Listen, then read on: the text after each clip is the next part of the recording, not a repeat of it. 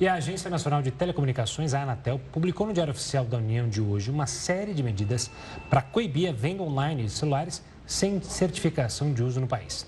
A agência decidiu publicar as regras diante do aumento expressivo da venda de aparelhos não homologados, que já são cerca de 25% dos celulares comercializados no Brasil.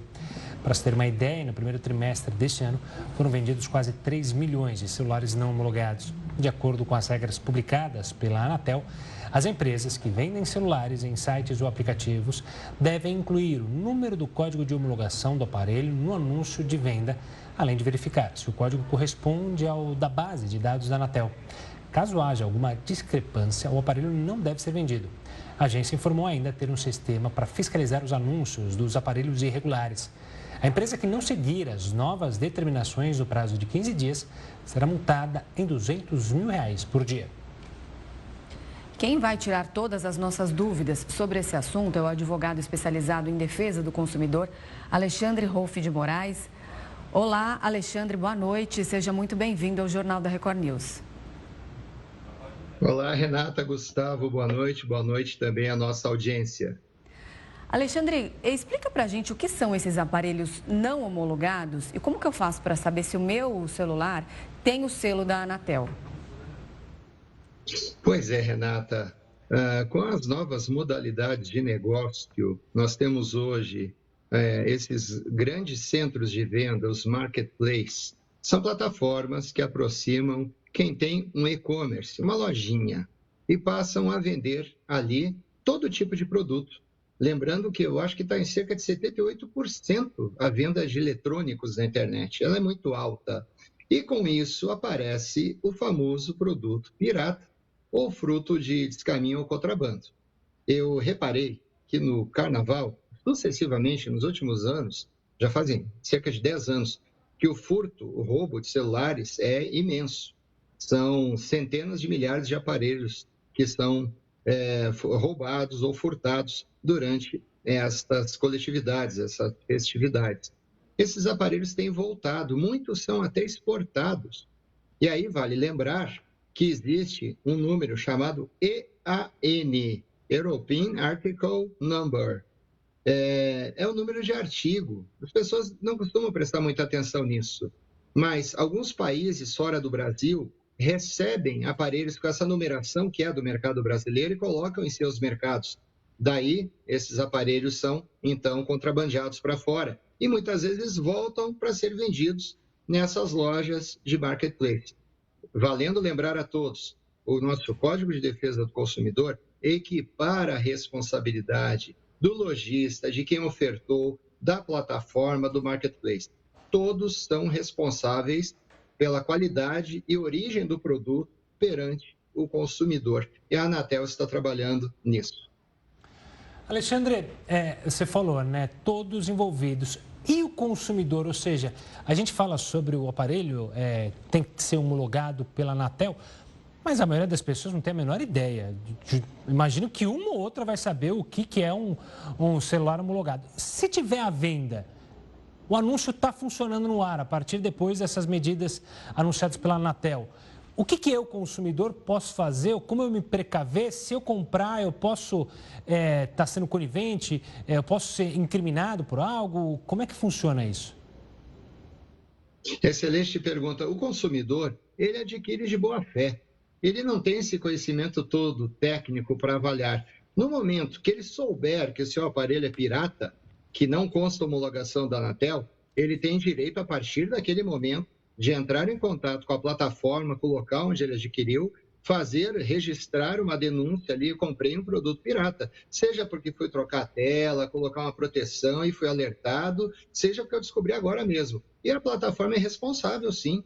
Ela não pode dizer que ela só intermedia a venda de alguém para esse consumidor. Lembrando, o consumidor é hipossuficiente, ou seja, é a parte fraca na relação.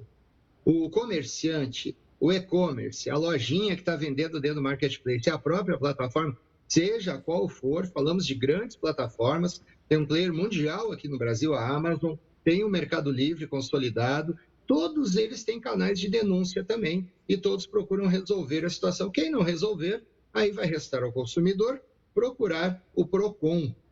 procure o PROCON e denuncie. É preciso gerar estatística e garantir o direito. O nosso Código de Defesa do Consumidor garante a proteção integral ao consumidor, justamente por ser hipossuficiente ou por ser a parte fraca na relação de compra e venda. Alexandre, quais os riscos do consumidor adquirir aí um aparelho pirata? Por exemplo, ele não pode ter direito a uma assistência técnica, mesma coisa eu digo para os carregadores, para as baterias, que também têm que ser certificados. Ruim também para o país, porque perde na arrecadação de imposto. Olha, o número é altíssimo, Renata. Eu investigava hoje, são 18 milhões de ICMS perdido ao ano. Os números são estratosféricos do que se perde em arrecadação de impostos. E como você bem colocou, aquele consumidor que vai optar por comprar um produto pirata, geralmente com preço mais atrativo, ele vai perder a garantia, ele não vai ter uma assistência técnica adequada no nível que ele merece. Ele pode ter problemas nos componentes, tais como carregador, mas não limitados ao carregador, antena, durabilidade de bateria. Tem uma série de problemas que pode ocorrer.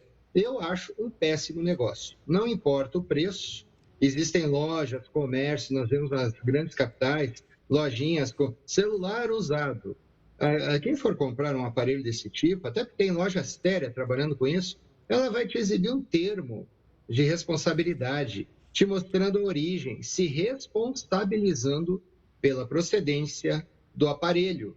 Nós temos uma loja bastante conhecida no Brasil, por exemplo, a Trocafone, te oferece uma série de formulários para dizer a origem desse aparelho. Quem não te oferecer isso, quem não garantir a origem do aparelho, a recomendação, como advogado, é que não compre esse aparelho. Não caia na conversa. Não aceite pagar um pouquinho para ficar com o aparelho, porque você pode ter um acidente, você não vai ter garantia e, sobretudo, será conivente com um crime.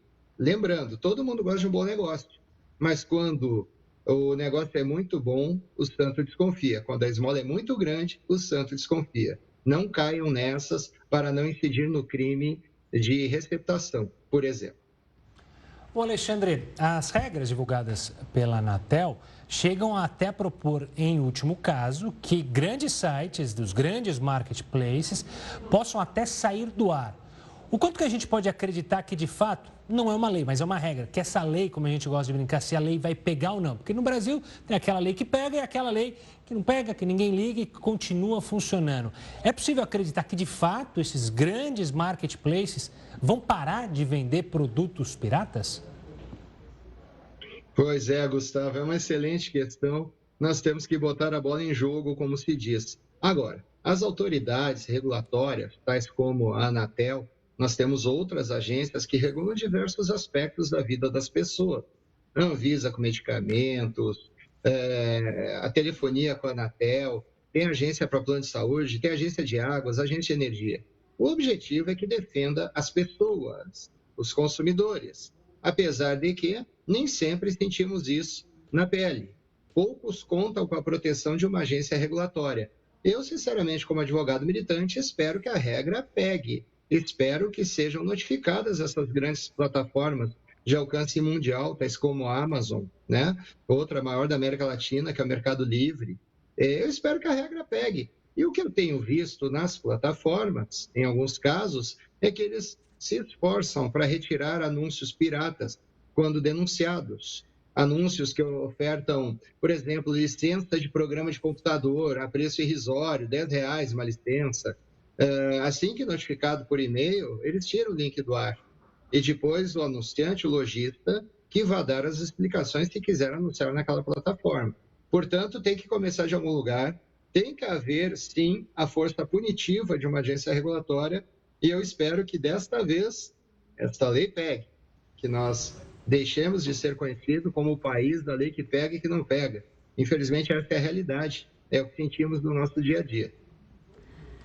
Tá certo, nós conversamos com o advogado especializado em defesa do consumidor, Alexandre de Moraes. Muito obrigada pela sua participação aqui no jornal. Uma boa noite, até a próxima. Sempre à disposição, boa noite a todos, um bom fim de semana. Boa noite.